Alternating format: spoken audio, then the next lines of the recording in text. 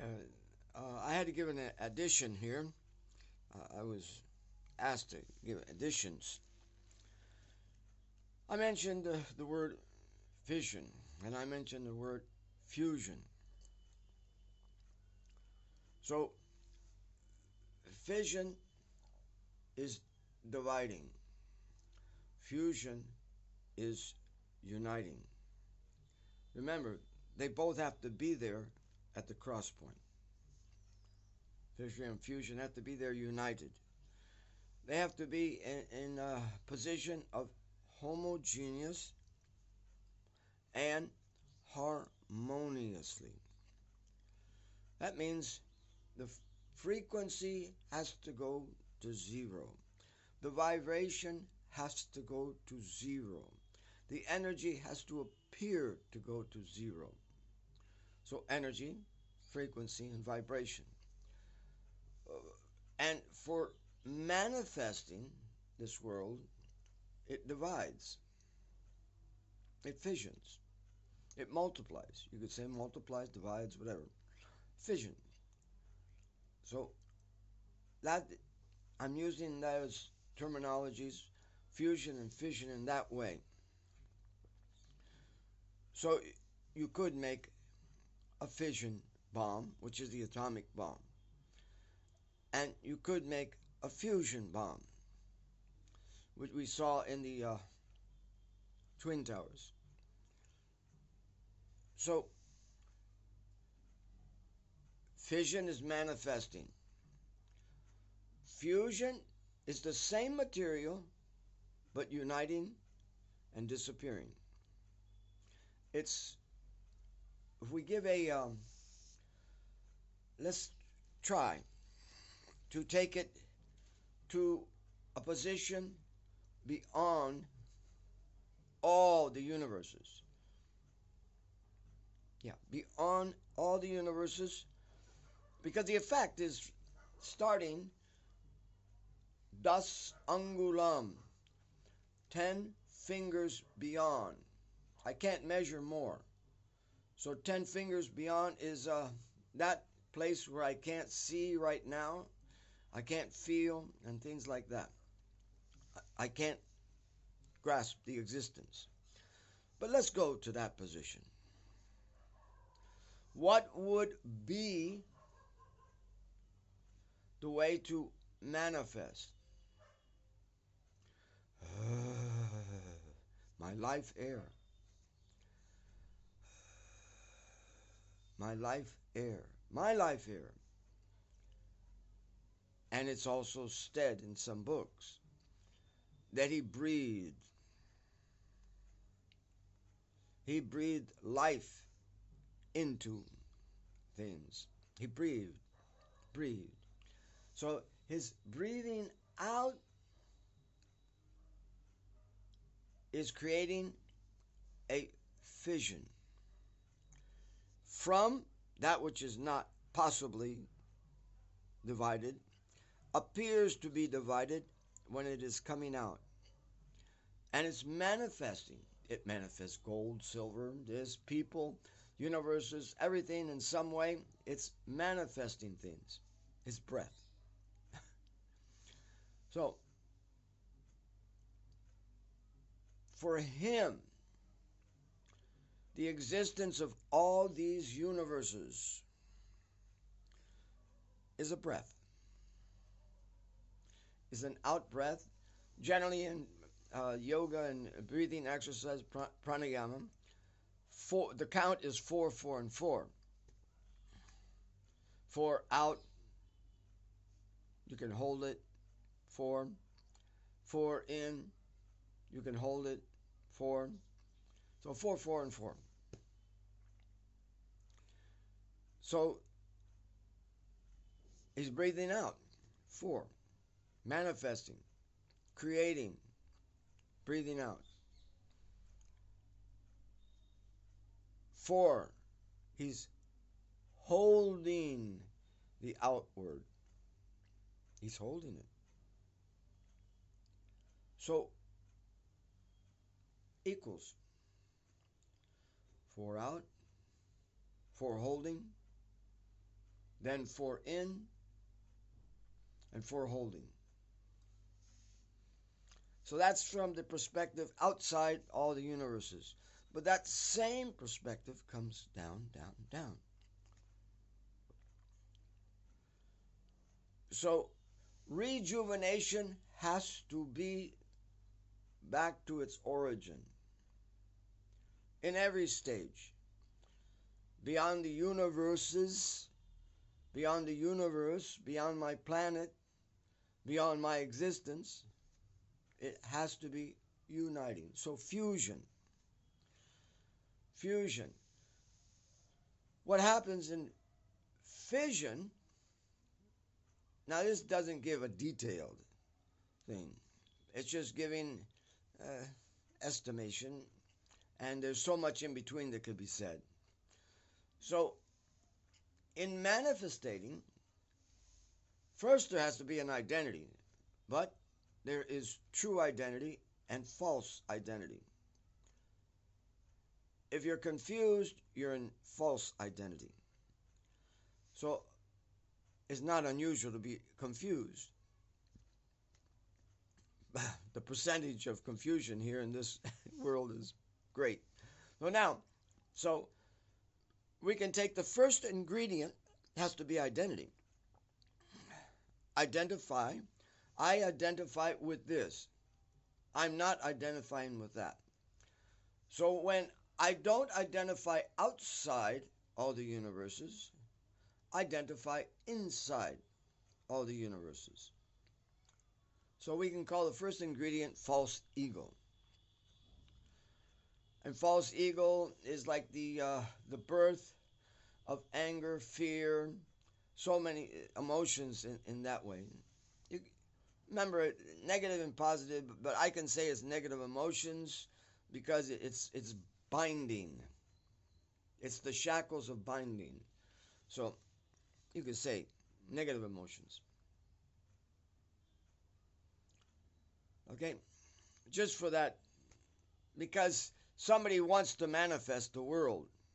So for him, it's a positive emotion to manifest it, to give a place for someone. So that person standing outside all the universes, he wants to manifest. So for him, fission is beautiful. Yeah, for him, it's beautiful. The creation of the false ego, as we identify it, is beautiful. Like a magic man, he can fool you with his magic. It's beautiful for him, but for you, it's birth, death, dwindling, becoming old, and yeah, well, we can. I jumped from birth to death, but we can go up if you'd like. You're born, you grow up, you maintain yourself, you dwindle, and then you die. So that's the function of manifesting this place. Everything has that aspect. Everything dwindles. Okay? Now, if it's going to dwindle, something has to be gone. So where does it go? That what is in anything, that which disappears from it is now in fusion. It has been taken in. It has not disappeared totally, disappeared from us, but it has been taken as fusion. So the word fusion is perfect. Fusion. It's inhaling. It's taking it in. So to create fusion, I would have to just take an ingredient. So if we go down all the ingredients, we've got the false ego, then we've got the intelligence, then we got the mind. We're going from the subtle to the gross. And subtle to the gross means the atoms become closer and closer and closer together. So from subtle, the false ego is very subtle, the intelligence, the mind, and then we get into our our atmosphere that we can identify with, which some people call space, but it's ether. Then after ether, I could go through the function of ether. Function of ether is give sound. Sound comes from ether. The movement of ether makes sound. Then the movement of ether makes air. Now, with air, we can actually see it. I can move air and create electricity. So the next one is fire, sight, sound, ether, feeling, air. Then we got fire. Anytime you have fire and the movement of fire creates water. Because the atmosphere here is hydrogen and oxygen. And when you hit it with any fire, it comes H2O. So you always have some water. It's strange, but that's what's happening. Fire dries up water, but fire also makes water. So then you have the water. Water, the accumulation of water in condensed form is earth. So we've gone down the whole system. I'm saying this because in the bomb of Hiroshima, they're unclassified. All the video. You have to imagine when they dropped that atom bomb, they were ready, and they didn't have to drop it. Actually, the peace treaty was already signed. MacArthur signed the peace treaty, and then they dropped the bombs on Hiroshima and Nagasaki. So they were ready with camera people. Why? Because they wanted to see the beauty of what the atom bomb did. And they had to be really ready, too. Come on, really ready for a reporter all of a sudden to jump into the place where an atom bomb went. Okay. So the person runs into the place where the atom bomb is, and he's finding out that another person was just laying there, and when the atom bomb hit, it became water. It fused. That was fusion. It was a fission bomb, 99%, but it created fusion. And then he went to other places and he found powder. Metal can become powder. Earth, by taking something out, goes to water. And if you take something out of water, it becomes electricity. It can become fire. You take something out of fire, becomes air. So now we have the perfect description is fusion and fission. They're perfect. They were gotten from. I'm not saying, okay, this person had this knowledge. Because the people that had the knowledge that was written down, and the knowledge was written down, 5,000 years ago, they don't identify with nationality. So why should I identify with nationality? They identify with God, and they identify with the mass of the people on this earth. They don't identify with a nationality, but they live in a certain place, and that was India. For the fact of exploding that atom bomb, it was becoming very difficult. They couldn't find out how to ignite it. This was 1933. This is FDR, Franklin Delano Roosevelt. And do you want to know? Franklin Delano Roosevelt was passing letters between Franklin Delano Roosevelt, Churchill, Hitler, and Stalin. They were all passing letters, one to the other, trying to stay united. Yeah, the Israelites. Don't let me say that word. The Israelites, they declared war. on Germany in 1933. Oh, why?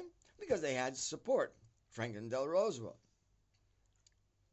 Yeah, they got their man in position. They got all the power. Now they can declare war. They couldn't do anything. They always have to ask somebody to do it for them.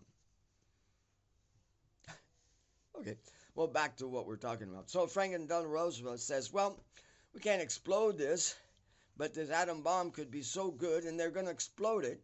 They finally get it all together in 1945. 1933, right? 1945, Hiroshima. Quite a while. So,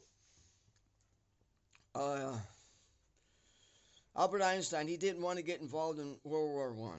He didn't like it at all.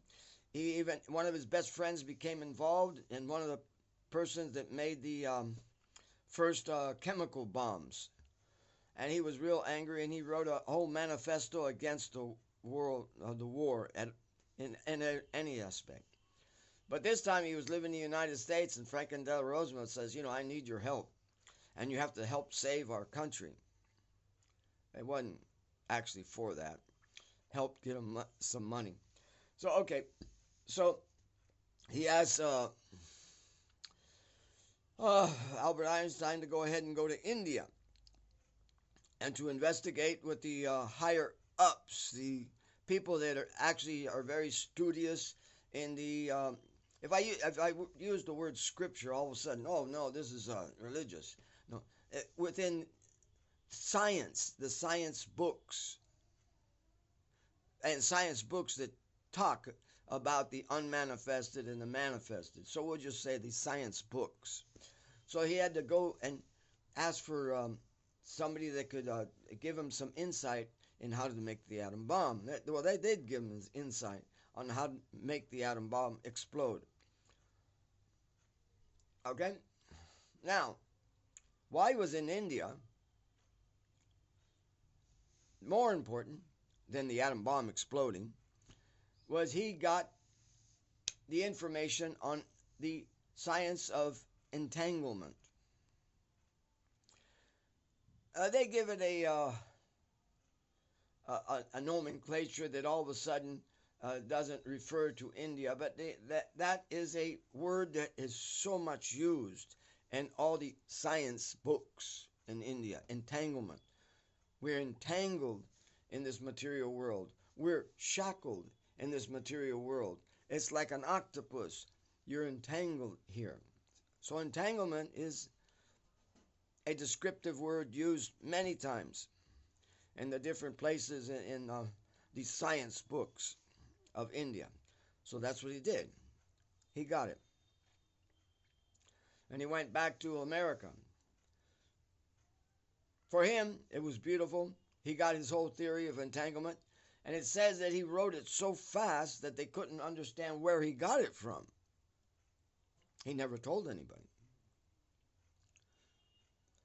The law of relativity took him quite a while to write and come out with and everything. But the law of entanglement didn't. He produced it quickly. Why? Because he was told about it. It was all documented. These documentations are there in India, but it's in a language that I have no ability to comprehend, and that's Hindi and everything. But anybody who has an investigative mind will go back to it because it's an important thing. I want to say the spirit of Einstein. He wasn't so much into making a bomb.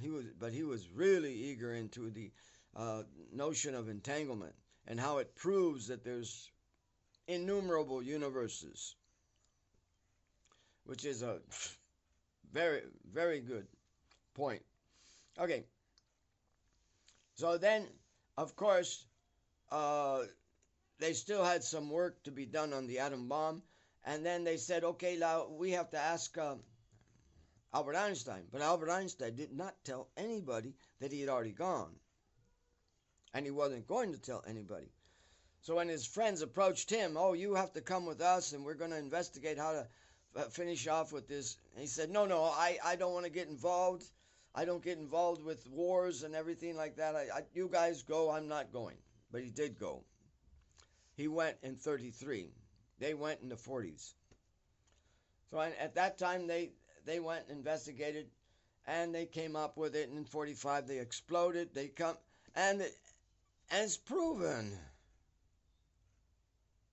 Are you hearing? It's proven by somebody taking a camera and filming it. He's proving there's still water there. How fast did he get there? Oh, he was just a little bit away from it and came right there with his camera and took it. He proved it because he saw the powder from the person's body. So they knew beforehand that this was going to function like this. This was proof, beyond a doubt, fusion. Fission in a big way, fusion in a small way, but still fusion was there. What happened to the Twin Towers? Powder. Fusion, 90 or more percentage of fusion, fission. I would say they took it back from Earth and they inhaled it to water. They could have stopped there, but I feel that they went back to fire, and then from fire they went to air. That which is really earth, it's very earthling, the metals, they were only reduced to powder. As you look it up, powder's there. 99% of the whole building's powder. It was reduced. It was inhaled. What is important about this? This proves the inhalation. Yes, God breathed out. Yes, God breathed life. Yes, but he can also breathe in and take us back to the realm of eternality. Understand? He can remove all of this. He has the power. It's in the power of his breath. The power of my life is in the power of my breath. But his life, power of his breath. Inhaling back into that world of eternality. And they cannot tell me that it doesn't exist, because they know it does. They know how the increments go all the way back. Earth to water, to fire, to air, to ether, to mind, to intelligence, to the ego. And then that ego is false. The real ego, no entanglement. No entanglement. No shackles. It has to exist. Even the most atheist person, the negative and positive have to exist. So for them, that is the ultimate negative positive, showing the false ego, but they don't want to give it up. The anger, the fear, that this, they're incorporated in it. They cannot give it up because they don't want to give up their false ego. They don't want to admit that there's something that has made them, and that's pretty foolish. Okay, well, we don't want to get into some religious fanatic stuff. It's not fanatic, it's science. Fanatic is not recognizing. Fanatic, the word fanatic is on the wrong person. Fanatic is the person that doesn't want to admit to eternality, doesn't want to admit to time, the existence of time without the time factor, doesn't want to admit entropy, and there's many other things. They don't admit to the function of the negative, the imaginary numbers. But you have to use the imaginary numbers to solve so many problems. but they don't want to admit to it. These things are outside. They are harmonious. They are homogeneous. They are without time factor. They are without space. They are in so many ways existing, and still they don't admit. Who's fanatic? Is the person looking for that existence fanatic? No, he's smart. Is the person that ignores that he's pretty damn dumb. Any scientist that ignores all that is pretty damn dumb. Maybe in the Nobel Prize winning, they won't admit to it. Maybe in that, uh, uh, yeah. But if they all get together and they put all their energy together, they can't stop it. So if they can't stop it, yeah, they can't make you eternal.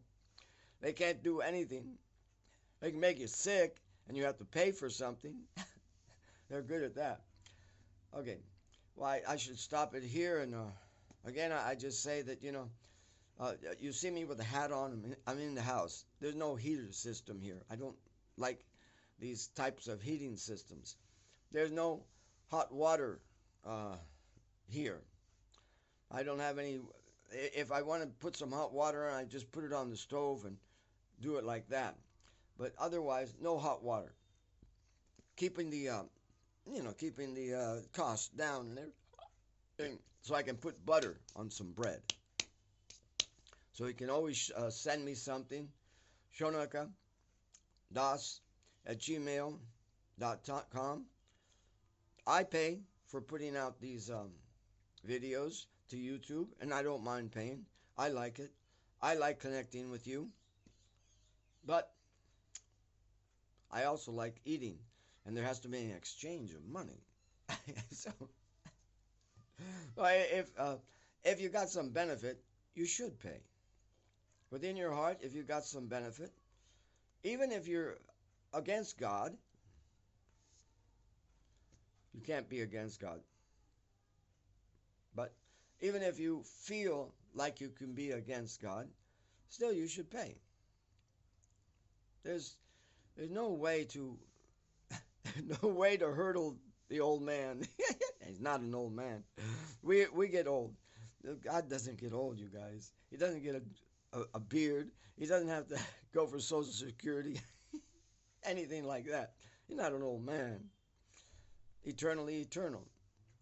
What's the age that you would like to be all your life? Around 16 years old. It may be the crazy age for girls, boys, and whatever, but that age you would love to be eternally. Well, that's the age of God. The appearance of Him is around 16 years old.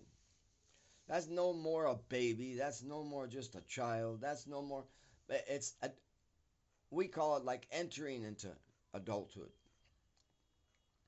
Entering into adulthood nowadays is around 21 or 22, because they're not allowed to mature. But if the person was out into the atmosphere of the earth and working the earth, they mature 1.5 times more. So the age of 16, you could say, is the age of 24 now. 1.5 times more. So the maturity at the age of 16 is 24. So 24 is a good age, you know. So you could say that the eternal being is around 24, but actually it's calculated 16. Yeah, the maturity of him is 16. They have a calculation of the consciousness, even of us, how our consciousness has stages, how it develops in stages. And one of them, the clear one, is purity. You know, so there are calculations. And these calculations help us to understand. Well, let's not get too much. I just wanted to explain fusion and fission and how they are perfect. Those two words are perfectly used. and how those two words actually always have to unite. For one to exist, the other to exist, they must unite. Oh, I hope this gives you some insight. 30 minutes. Okay. I should hold up a little board that says my, yeah, that says my, contact. But it's all right. I'll try to put it in the description and everything. I'm not too good with this technology, but I'm forced to do this so I can eat. Okay, thank you very much.